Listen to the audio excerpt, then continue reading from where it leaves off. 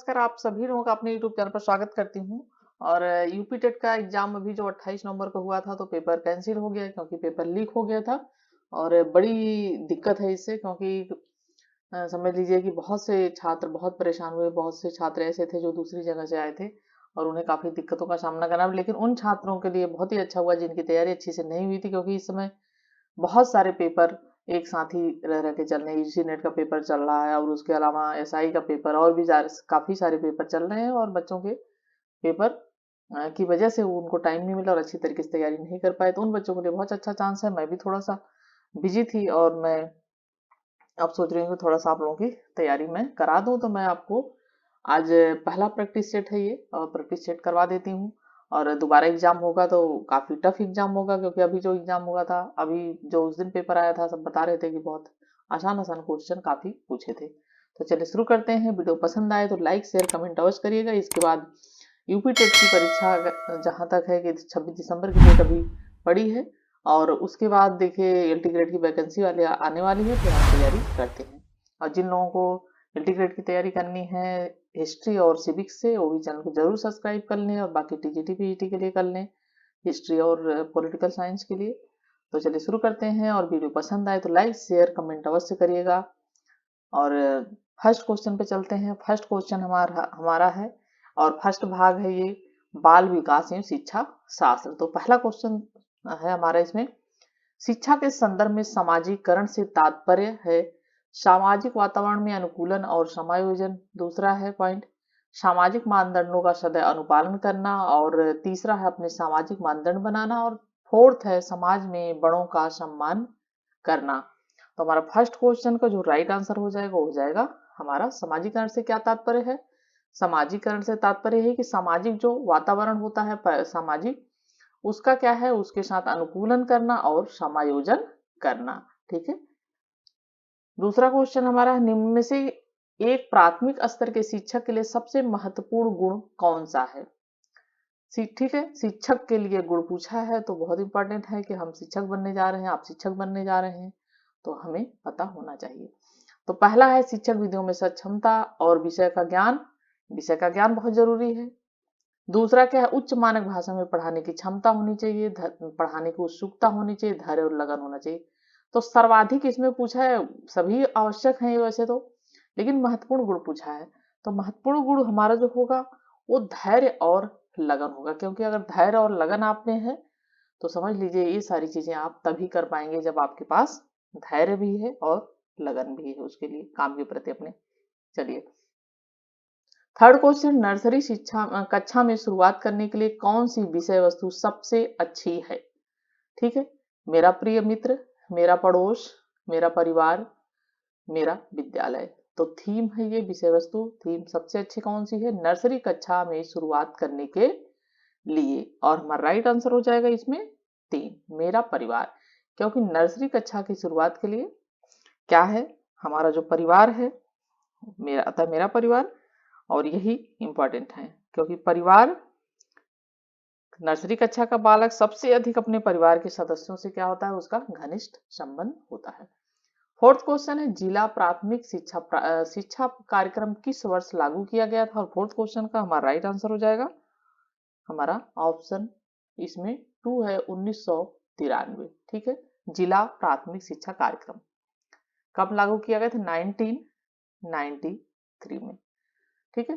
Fifth question है, शिक्षा का उद्देश्य है। शिक्षा का उद्देश्य क्या है, अच्छा नागरिक बनना भी है, ऐसे व्यक्तियों का निर्माण जो समाज के लिए उपयोगी है, बिल्कुल आवश्यक है, और व्यवहारिकता का उसे निर्माण करना होता है। तो ये सभी गुण क्या है, आवश्यक है। फिफ्थ क्वेश्चन का राइट आंसर जो हो जाएगा 4। ठीक है। सिक्स क्वेश्चन है, फ्रोबेल ने निम्न में से किस खेल पर प्रमुख बल दिया था। गेंद का खेल, ब्लॉक का खेल, या आकृतियों का खेल, ये सभी महत्वपूर्ण थे। और हमारा राइट आंसर हो जाएगा गेंद का खेल। इसको जो है फ्रोबेल ने इस खेल पर प्रमुख बल दिया था, गेंद का खेल। ठीक है। नेक्स्ट है, प्रयोगात्मक विधि को सर्वप्रथम प्रस्तावित किया। गुड ने, जुड ने, राइस ने, कार्नैन ने, बिलहैंड ब्रुंट ने, कॉलिन से, ड्रेवर ने। और सेवंथ क्वेश्चन का हमारा राइट ऑप्शन हो जाएगा ऑप्शन 3, बिल हेंट एवं बुट ने। क्या पूछा है, प्रयोगात्मक विधि। ठीक है, प्रयोगात्मक विधि को सर्वप्रथम प्रस्तावित किसने किया था? ठीक है, तो इसको किया था वुड ने। ठीक है, नेक्स्ट क्वेश्चन है, बालक का चिंतन किसके द्वारा प्रदर्शित नहीं होता है? आत्म केंद्रितता, सजीवतावाद, यथार्थवाद, वैयक्तिकतावाद। तो हमारा राइट आंसर हो जाएगा 8 क्वेश्चन का ऑप्शन 4 वैयक्तिकवाद। ठीक है, नेक्स्ट क्वेश्चन देखते हैं, इसमें 30 क्वेश्चन है। नेक्स्ट है, पियाजे के सिद्धांत के अनुसार निम्नलिखित में से कौन सा व्यक्ति के संज्ञानात्मक विकास को प्रभावित नहीं करेगा? ठीक है, पियाजे, जन पियाजे जो हैं उनके सिद्धांत के अनुसार भाषा, सामाजिक अनुभव, परिपक्वन क्रियाकलाप। और 9th क्वेश्चन का जो हमारा राइट आंसर हो जाएगा, आंसर 2 हो जाएगा सामाजिक अनुभव। ठीक है, संज्ञानात्मक विकास। नेक्स्ट है, निम्न में से कौन सा त्रितंत्रीय सिद्धांत में व्यवहारिक बुद्धि का अभिप्राय नहीं है, पूछा है। ठीक है, पर्यावरण का पुनर्निर्माण करना, दूसरा है केवल अपने विषय में व्यवहारिक रूप से विचार करना, तीसरा है किस प्रकार के पर्यावरण का चयन करना जिसमें आप सफल हो सकते हैं, और डी है इसमें 4th ऑप्शन है पर्यावरण के साथ अनुकूलन करना। और 10th क्वेश्चन का हमारा राइट आंसर हो जाएगा ऑप्शन 2। ठीक है, केवल अपने विषय में व्यवहारिक रूप से विचार करना, व्यवहारिक बुद्धि का अभिप्राय नहीं है। ठीक है, 11th क्वेश्चन है, कोई भी नाराज हो सकता है, यह आसान है, परंतु एक सही व्यक्ति के ऊपर सही मात्रा में, सही समय पर, सही उद्देश्य के लिए तथा सही तरीके से नाराज होना आसान नहीं है। यह संबंधित है, किसी से संबंधित? संवेगात्मक विकास से, सामाजिक विकास से, संज्ञानात्मक विकास से, या शारीरिक विकास से। और 11th क्वेश्चन का राइट ऑप्शन हो जाएगा ऑप्शन 1 संवेगात्मक विकास से। ठीक है, संबंधित है। नेक्स्ट है, विकृत लिखावट से संबंधित लिखने की योग्यता में कमी किसका एक लक्षण है? डिस्ग्राफिया, लिखने, ठीक है, विकृत लिखावट में, और डिस्प्रैक्सिया, या डिसकैलकुलिया, या डिसलेक्सिया।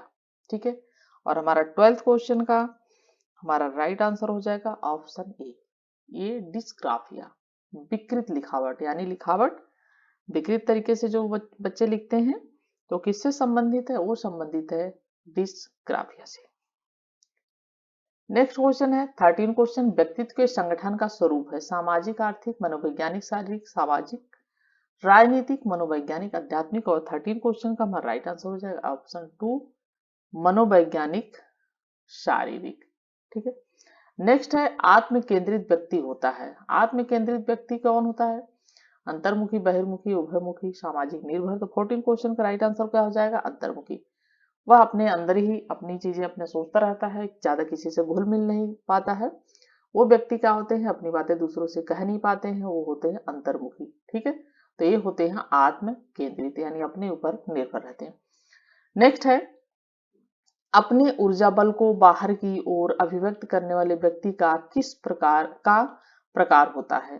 ठीक है, अपने ऊर्जा बल को बाहर की ओर अभिव्यक्त करने वाले व्यक्ति का प्रकार होता है। कौन सा प्रकार होता है उनका?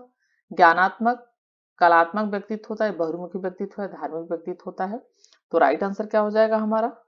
इसका हो जाएगा बहिर्मुखी व्यक्तित्व, क्योंकि वो बाहर की ओर अपने विचारों को क्या करता है? अभिव्यक्त करता है।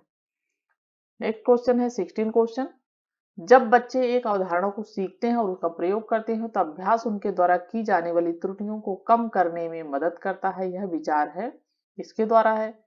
थार्डनाइक, जॉन पियाजे, जेबी वाटसन, या वाई कोत्सी। और 16 क्वेश्चन का हमारा राइट आंसर हो जाएगा ऑप्शन 1 ई.एल. थार्डनाइक।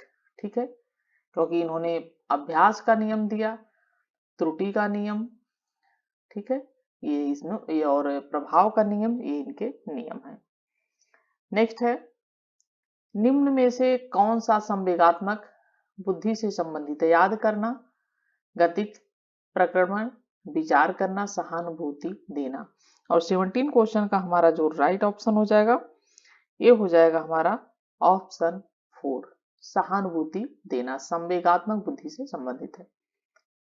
नेक्स्ट क्वेश्चन है, एक आंतरिक बल जो प्रोत्साहित करता है और व्यवहार परक प्रतिक्रिया के लिए बाध्य करता है, ये उस प्रतिक्रिया को विशिष्ट दिशा उपलब्ध कराता है। अभिप्रेरणा, अध्यवसाय, संवेग, वचनबद्धता। और 3 क्वेश्चन का जो हमारा राइट ऑप्शन हो जाएगा वो हो जाएगा अभिप्रेरणा।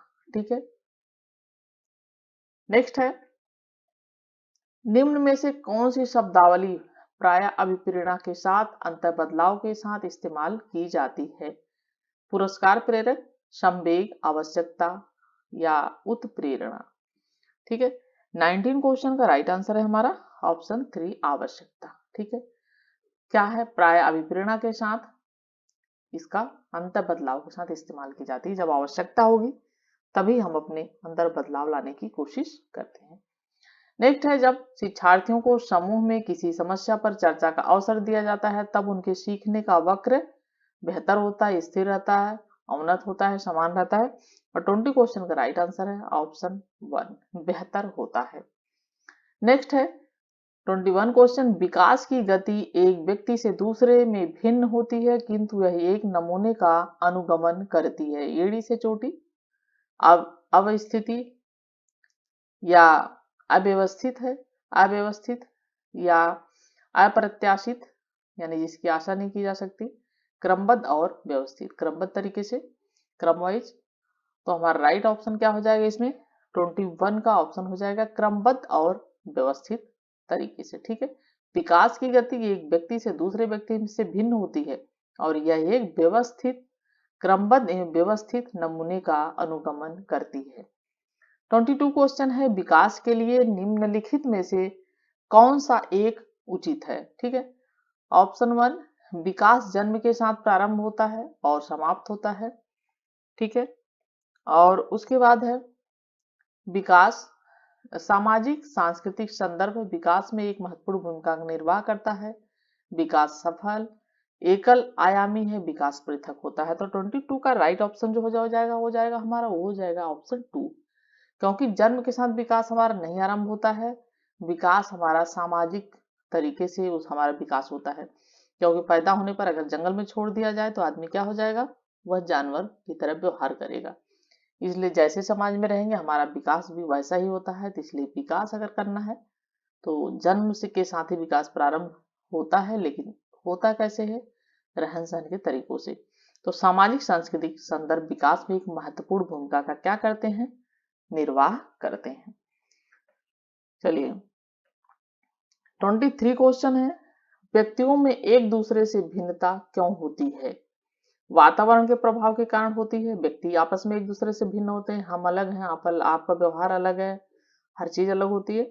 तो इनके एक दूसरे से भिन्नता क्यों होती है? जन्मजात विशेषताओं के कारण दूसरा है, तीसरा है वंशानुक्रम या वातावरण के बीच अनुक्रिया के कारण, या चौथा है प्रत्येक व्यक्ति को उसके माता पिता से जीनों का भिन्न समुच्चय प्राप्त होने के कारण।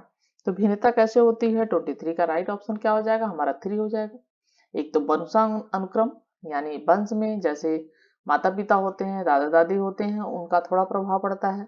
परिवार हमारे जो है बच्चे की प्रथम पाठशाला इसीलिए कही जाती है, बच्चे की प्रथम पाठशाला परिवार को कहते हैं। उसके बाद विद्यालय आता है। तो जब बच्चा पहले तो परिवार में रहता है, उसके बाद ही विद्यालय जाता है, तो परिवार बच्चे की प्रथम पाठशाला हो गई।